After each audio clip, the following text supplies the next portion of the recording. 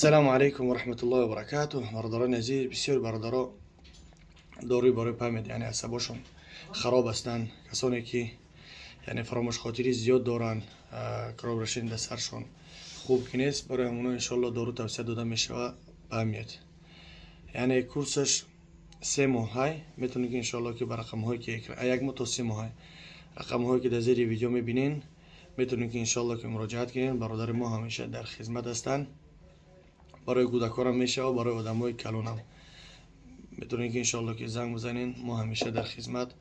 ازتون خواهش این ویدیو رو با دیگران برسونید تا اینکه دیگران ببینن، شاید که شما سبب شین و اونها بگیرن امیر استفاده برن و الله شفای کامل عجوزشان عطا فرمایه.